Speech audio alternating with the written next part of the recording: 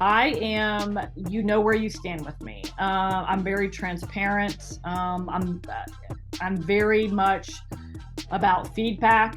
If you don't want to know, don't ask uh, me. Um, but I think that is good because they know that when they Yeah. ask me if they're going in a right direction or if a campaign makes sense to them or a media partner, they know that I'm going to tell them the truth. Welcome to another episode of the Growth League podcast. I am your host, Caleb Clark, and today I have the privilege of talking to Leanne Murray. She is the Director of Marketing at Traders Village and Western Playland Amusement Park. She has a tremendous amount of experience on both the agency side and now the client side across B2C, B2B, number of different industries. And Leanne, in our first sort of intro conversation, you were able to articulate to me how all of those learnings and all of that experience has equipped you to be the version of the marketing My leader, best self. your best self. And My so, best self. Leanne, welcome to the show. Thank you. Thanks for having me. Oh, you did a good job. Great Well, intro. it's practice makes perfect. Yes. Leanne, I'm just going to start with what intrigued you about the opportunity at Traders Village. Now you have Western Playland Amusement Park under your umbrella, but what intrigued you to that opportunity almost 5 years ago? And why are you there now for so Yeah. long? So great question. And I actually don't get asked that a lot, which is interesting because flea markets don't necessarily match up with my background of Fortune 50 companies for campaigns I've worked on. So the plan was to get out of agency life. I was done with that. I was in real estate school, about to finish up. Being here in Dallas, I wanted to go into real estate and actually help realtors brand and market themselves. So I was on the tail end of that when I got a call from the director of HR Mhm. here at Traders Village. Their director of marketing had just retired and asked me if I would be interested. I said, no, I'm done with that. I'm going into real estate. I'd like to be home a little bit more. And he said, listen, I want you just to come by and meet the president and then give us our answer after that. So went in the next day, met with the president. We had a 2-hour conversation. And I'd like to say that, really, he totally sold me on the position in Traders Village, being family owned. I'd pretty much be able to make it my own, no micromanaging, make the business my own, and went home. And they offered me the position, and I've been here ever since. That's awesome. Was there anything besides the what you alluded to with the micromanagement comment? But was there anything else that sticks in your mind and that you recall, like, hey, that was the thing that was said, or the thing that I learned that tipped me over the edge? So I really loved the idea that they were family owned. I really liked the idea. It was a very unique business model. If it was something that I hadn't really done before. I had worked on, multi-million dollar campaigns, like I said, for Fortune 100 companies. This would be a very different direction Right. for my career. And really, that was one of the reasons, it really intrigued me. I didn't want to get back into agency life. I didn't want to work on those kind of accounts. I did not want to work with those kind of clients anymore. He asked me a lot of very, intriguing questions. Hmm. And the family atmosphere, it's, not a corporate, uh, you know, setting at all. There was a lot of flexibility in it. And pretty much the keys were handed over to me to do what I wanted with the marketing here. And, That's to awesome. have been, we've been here for 50 years at this particular market, to be able to give the option to rebrand a company and increase revenue after 50 years Yeah. it was very interesting to me. That's great. And for seasoned marketing leaders like yourself, it has to be a worthy cause, right? It has to be something interesting because otherwise You said it. So didn't didn't look for the job, didn't need the job. I was able to really make a conscious decision that this sounded very interesting to me, and this is what I wanted to do. And it's a great place to be in your career, having worked on everything that you've worked on, to be able to work on and make choices. Not necessarily didn't really have those options, That's great. earlier. So Traders Village, one of the biggest, if not the biggest flea market. It is the largest year-round flea market in the country. Wow. So managing vendor relationships, driving overall, messaging to the village itself. And then like, that's a huge job. But then now Western Playland Amusement Park comes into the fold. Like, how does this all work? So so we actually have 3 markets. So we have one outside Dallas. Okay. We have one in Houston, and we have one in San Antonio. And then just purchased the amusement park outside of El Paso. It is incredibly interesting, unique, complex. I work on a ton of different projects. I do internal communication, external communication. We do a lot of large scale events. So I'm working in, kind of with those as well, and sponsorships. We work with, a lot of different media partners in Texas, influencers. I dabble in design. I'm kind of all over the place. I travel around to each of the markets, all completely different within themselves and underneath the umbrella of Traders Village. So I really have my hands in quite a bit here, which makes it very, very busy, but very interesting too. Really, no 2 days are the same, and they haven't been for 5 years. Sounds fun. I'm constantly evolving and amazed all the time. So with a mandate that large, tell me a little bit about your team. How does that look? What's the structure? What support do you have? So there is a marketing manager in each of the markets. Okay. So we have what's called a marketing manager / event manager, because we have such large scale events. A large part of their time is doing, the execution of these large scale events. They are doing, kind of the social, digital, on a more local level. I'm more overarching, media, brand, PR, writing scripts, anything with TV, budgeting, and stuff like that. So I really allow our marketing managers in each of the market to own that piece of the business and really put their personality and stamp on each of those particular markets. I don't hold the reins very tight. I kind of let them own their own business, and really I'm here for support and feedback for them. My mission is more of a greater overall execution, of our company values and brand, and increasing revenue at my level here. No, that makes sense. That's great. I referenced your journey and then all of the different scenarios you found yourself in along the way. I want you to maybe reflect on that to answer this question, and that as a marketing leader in the position you are today, what would you claim to be your 1 or 2 superpowers that you rely on daily, and their strengths of yours, and have got you through this journey and position you well for today's mandate? Well, first and foremost, I work really hard. And second, I do. There is absolutely, you can debate a lot of different things about me. I can be, there could be some quirks here and there, but nobody would ever doubt that I work extremely hard. The other thing is I know a lot about a lot, meaning coming from agencies, I've had to, dabble in a lot of different things to bring me to work confidently on the client side. I know a little HTML, I know design, I can, do crisis communication, I can write a press release, I can be in front of, I could be in front of TV at the morning show.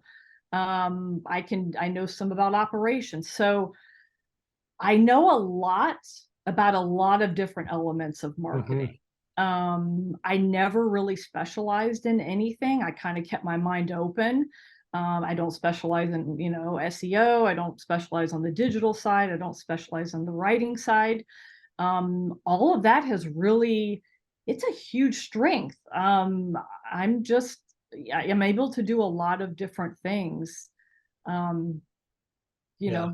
I within myself. I don't really Well, have to outsource for a lot. There's a lot of stuff I can take care of internally, and I yeah. think that's a huge benefit to T- where I'm at. Totally. And I've had a few examples of listening to marketing leaders that say similar things, probably not as deep or rich a history of those things and establishing as a T-shaped marketer, if you will. But one question I ask these folks that spend a good chunk of their day, in the weeds, executing ability to do things, how do you create balance between the dirt and the clouds? Like, when do you give time for strategy, and how do you manage that balance?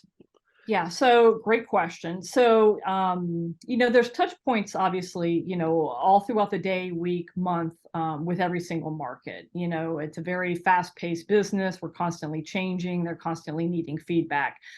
We do have yearly, usually in the fall, it'll be coming up pretty soon, where all the markets, I meet with the marketing managers and GMs, and then the president and I will kind of set the pace Yeah. for the next year.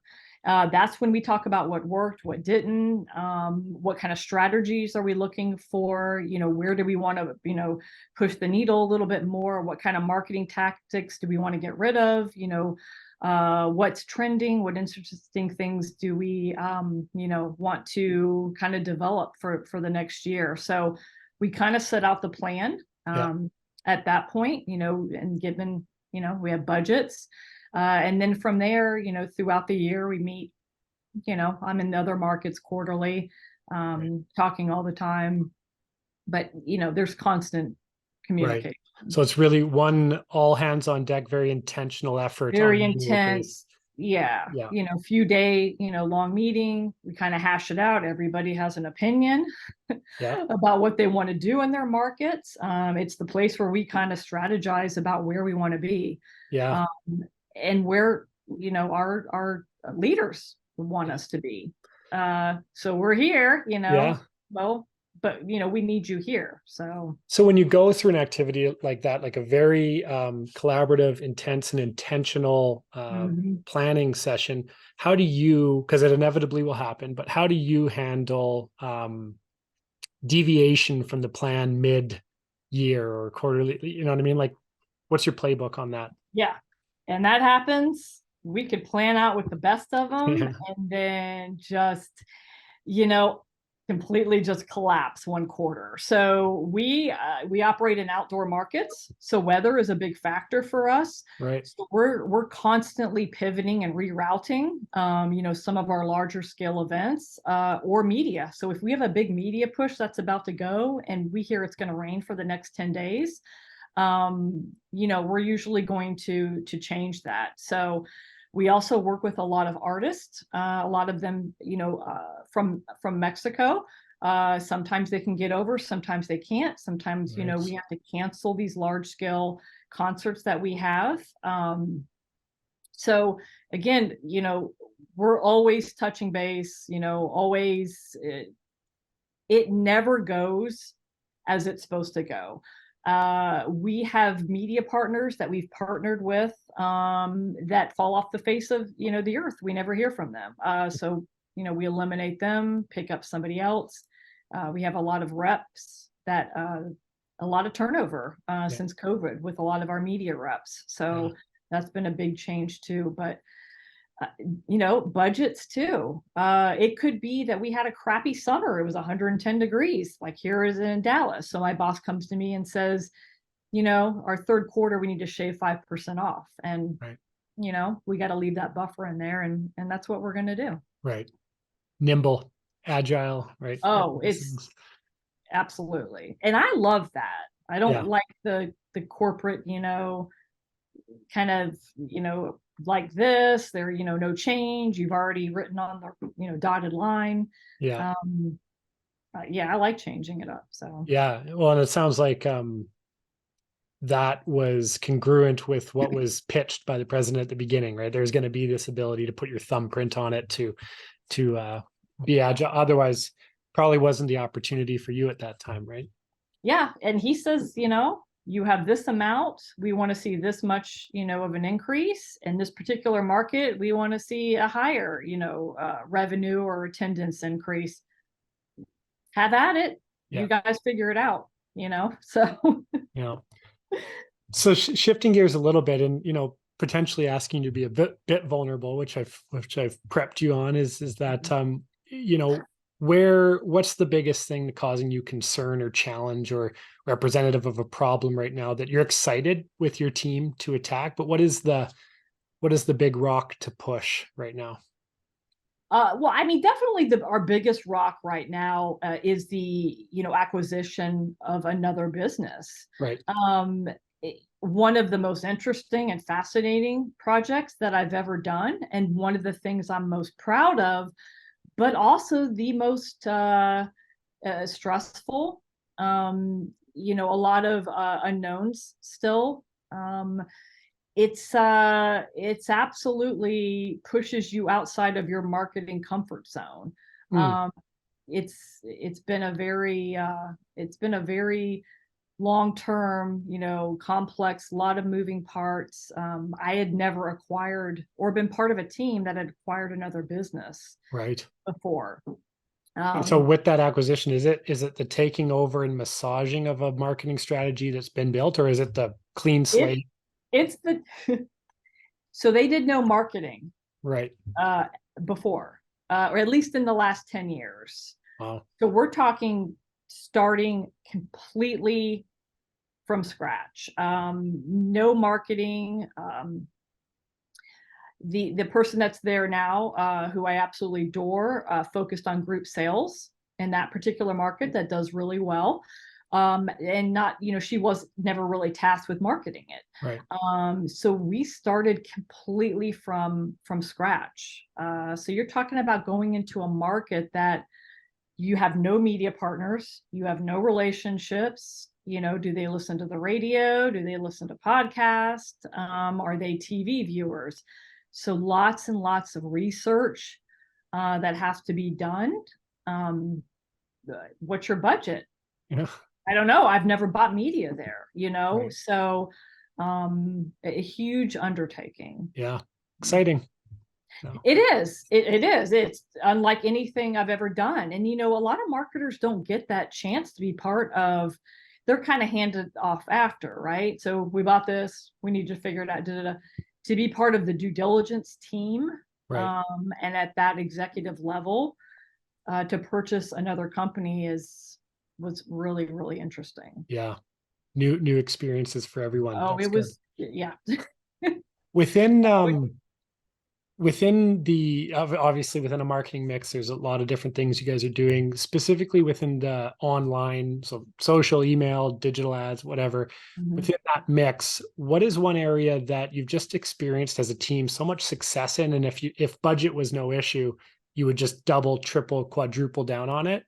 And then the follow up to that, what is the area that you would all admit requires a bit of life support or improvement, rather? So I would say definitely I would add more to streaming. It's We have a digital partner and we also have a streaming partner. I can see the movement. I can see the dashboard. I can see the engagement with our streaming company. It has been extremely successful because we are trying to target in different cities. We're actually trying to target different demographics. So for us, that's been wonderful. The complicated part is I buy media in states that are or cities that are very expensive. Dallas and Houston, two of the top 10 markets for TV. So very expensive. I would love to see if we added more money to that. How much more repetition and targeting we Right. could do. Um, I love being able to track that kind of stuff. And I have my little dashboard right there. So I can go and change out, my commercial media at any time, and see the direct results of that. So anything like that, I definitely would like to, throw more money at. Yeah. We probably need the most help. I don't know, it really depends on the market. Right. I would like to see us in some of our other markets work more with influencers. We've been really successful here in Dallas. There's a lot to choose from. Yeah. So we get to find niche influencers here that have been really, really great and supportive of our family environment. Right. I would like to replicate that in some of our other markets, and find some of those really engaging influencers. Yeah. In our other markets. I think Very, there's some work to do there. yeah, finding the right people, managing those relationships, those personalities, and then most importantly, because you're a data person, understanding what's the direct line of relevance to the critical KPIs in your scorecard, whatever those are. And I actually, on that topic, like, as a team, what are the 1, 2, or 3 things that you use as the North Star? Is this marketing function having an impact or not? So the interesting thing is, here in our markets, is that we collect data, zip code reports. Okay. So at each of the markets, guests are asked, every fourth guest is asked zip codes. So I can see, say, if I'm having a rides campaign that I'm putting, sending on Plano, mom blog, or on Plano mom's digital ads, and I can see the spike in the Plano zip codes. I could see a direct correlation between the campaign that I ran and driving traffic here. We can only do that because we track where people are coming from, Right. and we plot that. So I can do that from, year to date. So I can look and see what demographic are we bringing from a certain zip code. One of our places we're really, really trying to penetrate is Fort Worth. We are right next to Fort Worth, and for whatever reason, we cannot penetrate that market per se. Although just recently we've been able to. One of the zip codes has popped up on our streaming, which is great. And in correlation to that, we had just changed our TV commercial to a more traditional, kind of a more rides friendly, a more amusement park creative. So is it Fort Worth that now wants to see, is that what they're jiving with? Are they liking that roller coaster? Are they liking, are they seeing someone in the commercial that's resonating with them? And is that pulling people from Fort Worth now? Right. And that data, so just to back up, you're asking 1 in 4 guests, right, to come. Is that what you said? How do you get that information from them? Is it just... So we have toll booths, and so we have toll booth operators that ask.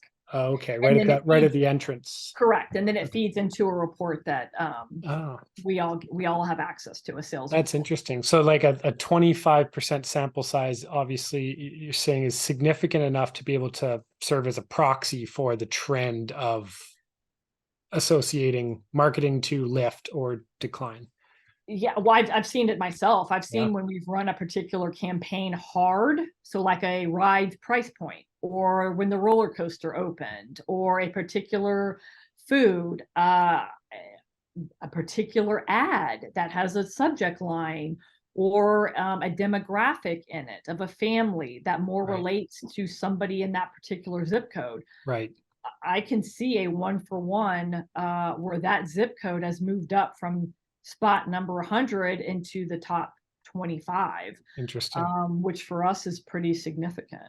So this zip code analysis, does it represent currently for your team like the exclusive or the number one indicator of success or failure, or what else are you mandated against? Is it like an overall revenue growth, or Yeah. So, well, attendance growth, revenue growth. So we're also tasked with driving revenue Right. within the market. So that means, signage, price points, the radio that we have, in the market. Are we advertising on that? Are we using different spots within the market to drive food and beverage revenue, rides and games? Stuff like that. So, we're tasked with that as well. But we are mostly tasked with driving more attendance Right. to our markets. Right. And we get to be able to track that. And like, so you are driving more attendance, but do you ever have to weave any like specific vendors into the marketing plan, or do they take care of that themselves? No, so our vendors, we have vendor managers. Yeah. Now we have done, so say, so here in Dallas, we have a waiting list. We have a year-long waiting list for vendors here. Yeah. There was a time when I first started, when it was, it was not that way. So we'd run vendor ads, Yeah. come here, make money, side hustle. Yeah. But honestly, ever since COVID, our vendor spaces and all the markets, we just haven't had to push that, Perfect. or market to them. It's kind of taken care of itself. I mean, if someone moves out, they call the 10-page waiting list and Right. move someone else in. So So do you and your team, or is it a different team, do sort of like the curation or the selection of the right type of vendors and the right mix and all that kind of stuff? So that's a very good question. So as marketing managers, we look at all of our social pages. So we Yeah. look at our Google reviews, Facebook, we look at what people are talking about. So what we'll do is report back to, let's say, our leasing managers. Right. I'm noticing that, Grand Prairie wants more, artesian. They want more craft. They're tired of seeing kind of the same thing. Who's on your list, with that kind of category that's coming up, Right. that we can pick? So we're kind of taking in all that information from guests, Yeah. dissecting it, and then reporting it out to all of the different department heads. Cool. That's cool. Yeah. Shifting gears again, I'm all over the place here, but I feel like there's so many things Welcome to my life. you can fit Yeah. into a 35-minute period of time. But as it relates to your approach, learned over time, but then maybe you've picked up some new ways of doing it here. How do you facilitate good, healthy, effective team dynamics, and whether it be motivation, empowerment, clear direction setting? What's your role in the facilitation of that community of So team members? people that know me, people that work with me, Yeah. I am, where you stand with me. I'm very transparent. I'm very much about feedback. If you don't want to know, don't ask me.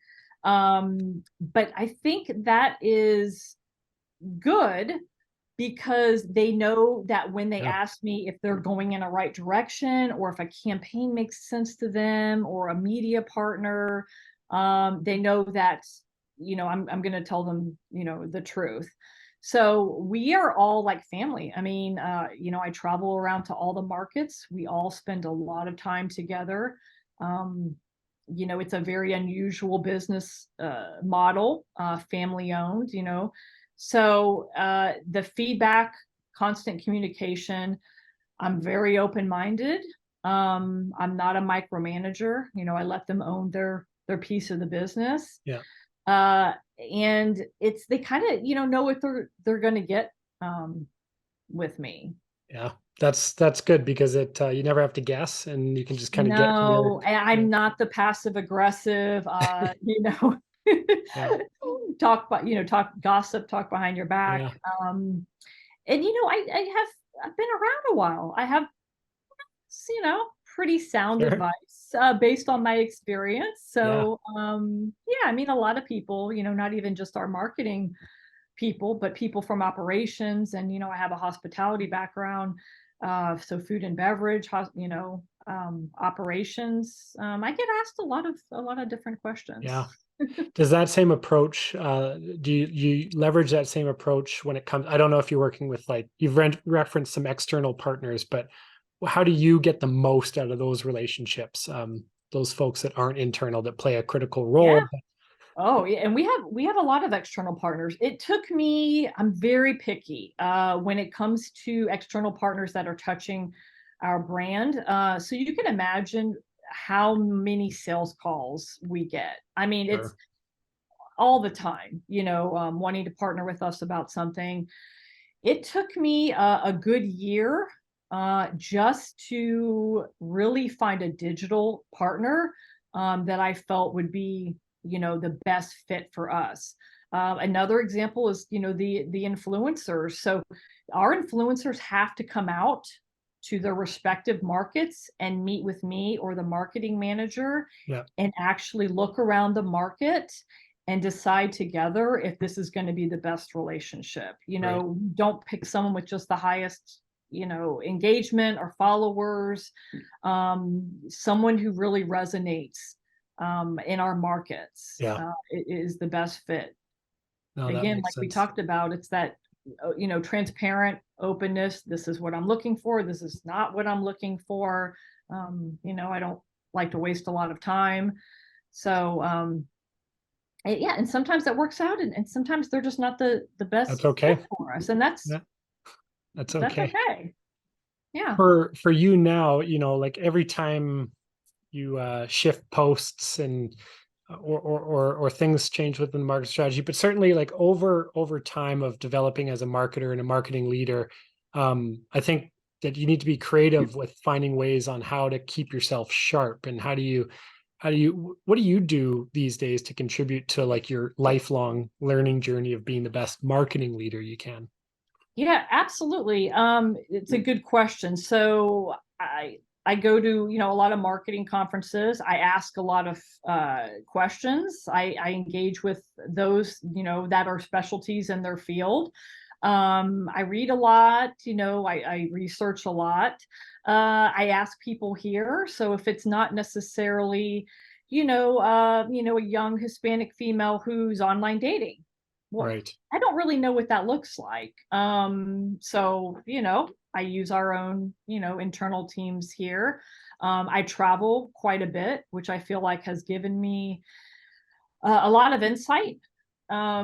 into marketing and just, myself in general. I get a lot of my best ideas when I'm away from the market and away Right. from the office, and then I bring those back. That's been really great for me as well. So Yeah. Well, I'm sure that contributes a lot to because like with the market and the people you serve, you're touching so many different cultures and mhm, worldly experiences, and both on got the it. guest side, but also in the curation of vendor selection. You mentioned the artisan preference in certain markets. So yeah, I mean that opening the landscape or your worldview of just sitting in the office being a marketing director. I think that's the word of encouragement here. Yeah, and I never would have really known unless we went to Mexico City to film our first commercial. And just looking at all the vendors and the types of guests and what they were looking for. Hmm. We have a lot of vendors here that are from Mexico City, and a lot of it is it's artisan and it's the crafts, and they like that, they like that stuff. And that's if we want to attract that guest, that's what we need to be doing here. So again, things I would have never known if I hadn't stepped outside, um, my comfort zone Yeah. and my own city. Well, that's cool. I wish we could talk for an hour, but we got a small glimpse of your perspective, the way you handle things. I love how you set, you plan the work and work the plan, but you're never too set in the ways to adapt to external factors or things that change, and how can you rally that team together. Talked about just simply having superpowers of, hey, if you're on a treadmill next to Leanne, you're getting off before her. Like there's a hard work component to it, and just the value of what I say is what I mean. Mm, It's clear. and it helps a lot from a I think it adds a lot to an employee or a team member's like joy in their work and knowing exactly where they stand and what to do versus trying to play that game of figuring Yeah. out what you actually mean. I think those are critical components for marketing leaders to adopt. And then finally, to never stop learning, but learning perhaps through the lens of just getting out geographically and experiencing different culture. These are all awesome takeaways that I had. Yeah. Wow, you about recapped it better than I could have. Everyone, my guest, Perfect. Leanne That about Murray. sums me up. If you're ever down in these areas, get by the flea market, hop on a ride. Thank you very Absolutely. much for being my guest. Yeah, it was my pleasure. Thank you so much. Appreciate it.